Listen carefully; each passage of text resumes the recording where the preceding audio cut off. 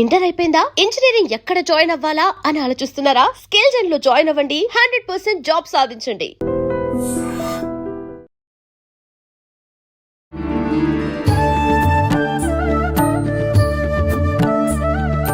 నమస్కారం, welcome to I dream.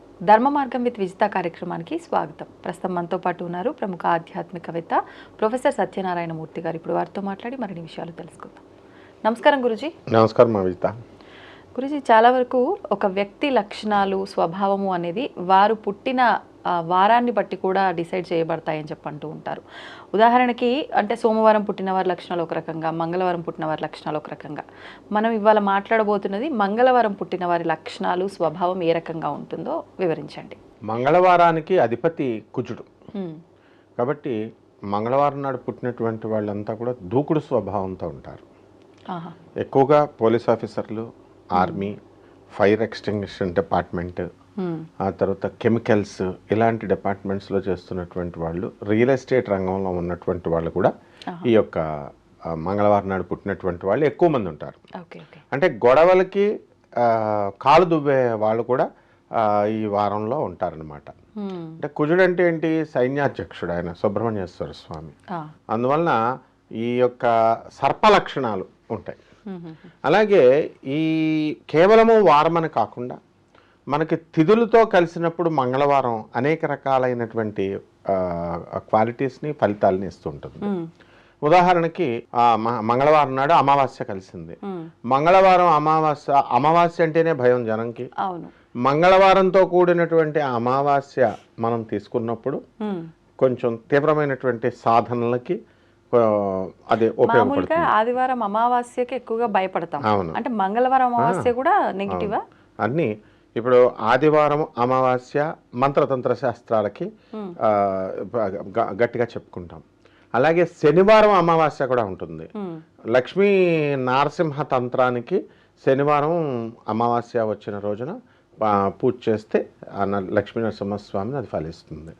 Next గురువారం అమావాస్య దత్తాత్రేయ తంత్రం ఫలిస్తుంది.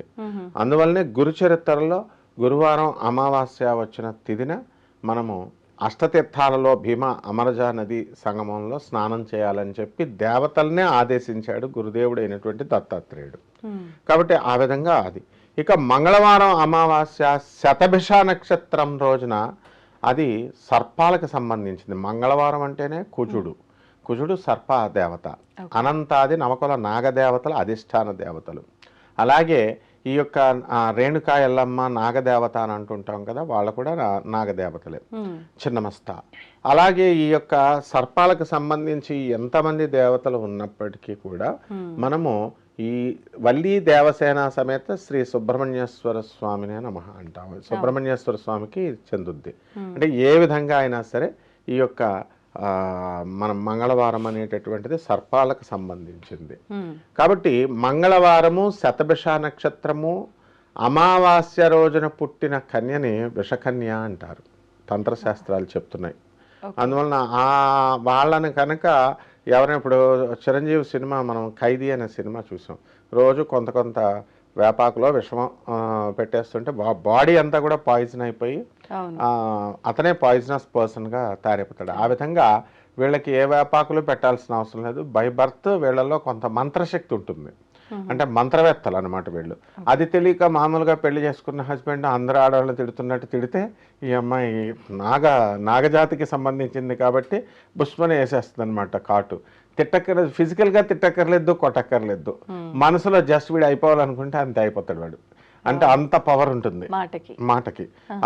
చాలా మంది తల్లుళ్ళు పాపం అరే నిన్ను నీ భార్య పెళ్ళ వదిలేయాలా అని సరదాగా తిడుతూ ఉంటారు చిన్నప్పుడు వేడిపిస్తుంటే. ఆడవాళ్ళ భర్తల్ని శ్రీకాకుళం సైడ్ సచ్చినోడా అంటారు వాళ్ళు. అలా వాళ్ళు సరదాగా అన్న ఈ మంగళవారం అమావాస్య శతభిష నక్షత్రం రోజున ఏ భర్త అయినా ఆ భార్యను కనుక వేధించినట్లయితే ఆమె మనసులో చిన్న కష్టంగా మనసులో అనుకుంటే చాలు, పైకి తిట్టి శాపాలు పెట్టక్కర్లా. అందువలన ఆమెను విషకన్య అన్నారు. వాడు డమాలే పైకి, ఇంకా మళ్ళీ మామూలుగా ఉండదు. కాబట్టి ఎవరు ఏ నక్షత్రాల్లో పుట్టారో తెలియాలి. కాబట్టి ఈ మగాళ్ళకి వీళ్ళు ఏం చేస్తున్నారంటే రుబాబు చేస్తూ మేమే పెద్ద పొట్టగాళ్ళం అనుకుంటూ వస్తున్నారు. అలాగే ఈ యొక్క గురువారం తర్వాత మనకి అమావాస్య, పుష్యమి నక్షత్రం రోజున ఈ 3 నక్షత్రాలు ఈ కాంబినేషన్ ఉండాలి. అలా వీళ్ళు కనుక ఆ తిథుల్లో కనుక పుడితే దేవకన్యగా చెప్పబడింది. అలాగే నెక్స్ట్ కమింగ్ టు దిస్ శనివారము అమావాస్య. శనివారం అమావాస్య రోజున లక్ష్మీ నారసింహ తంత్రం అన్నారు.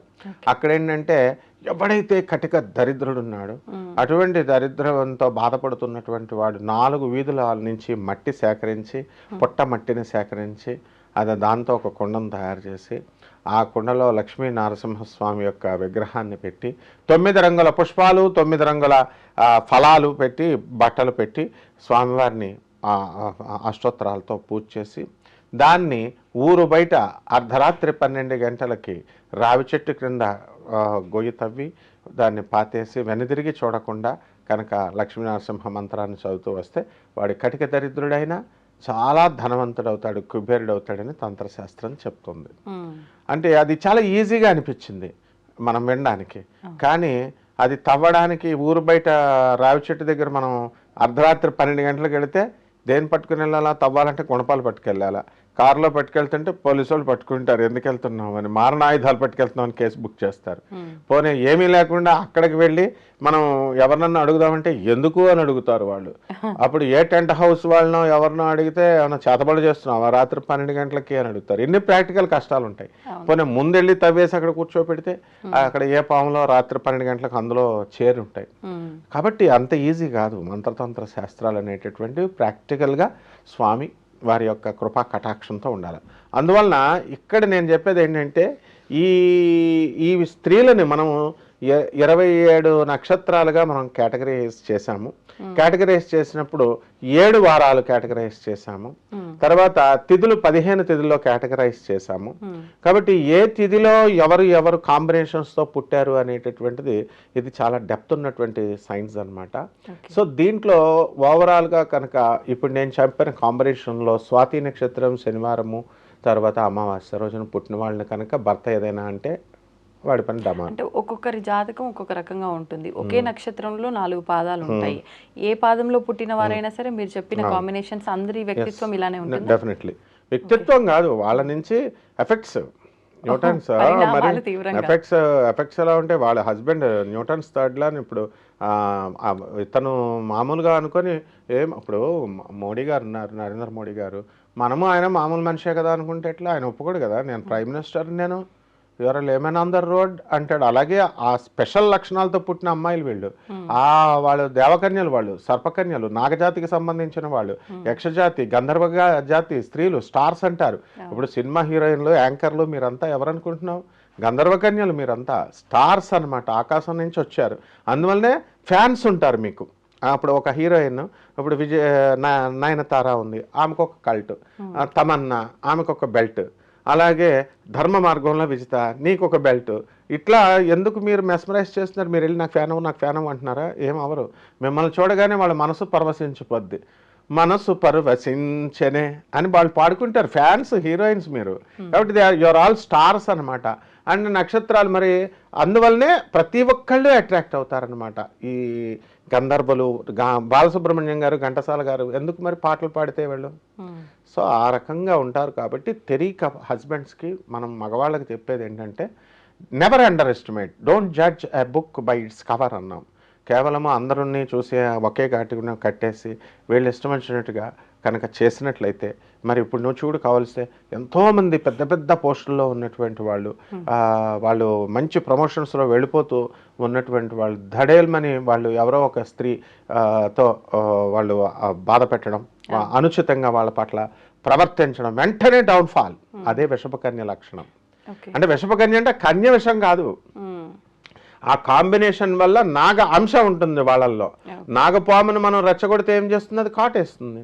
కాబట్టి ఎఫెక్ట్స్ అనేటటువంటి కాజ్ అండ్ ఎఫెక్ట్స్ అనేటటువంటిది మనం ఫిజిక్స్లో చెప్తాము, అది ఇక్కడ అప్లై అవుద్ది. కాబట్టి ప్రతి భర్త వీలున్నంత వరకు ఏం చేయాలంటే చాలా సౌమ్యంగా, చాలా పొలైట్గా, హెన్పెక్డ్గా వైఫుల దగ్గర ఉంటే మంచిది.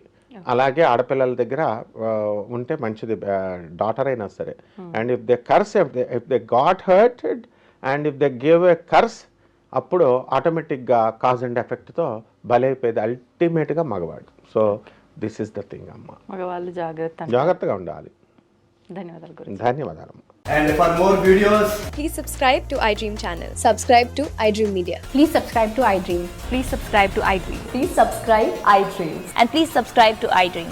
For more videos, subscribe to iDream. please like, share and subscribe to the channel. Congratulations, iDream. Subscribe to iDream. Subscribe to iDream.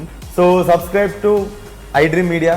iDream ki iDream team andarki huge congratulations. Please subscribe iDream Media. Please subscribe to iDream. Subscribe iDream. Please subscribe to iDream. iDream అంటే నా కళల ఛానల్ను subscribe చేసుకున్నారు, నోరు తిరుగుతలేదు, మీరైతే గంట గుర్తు కొట్టండి. For more such videos, please subscribe to iDream.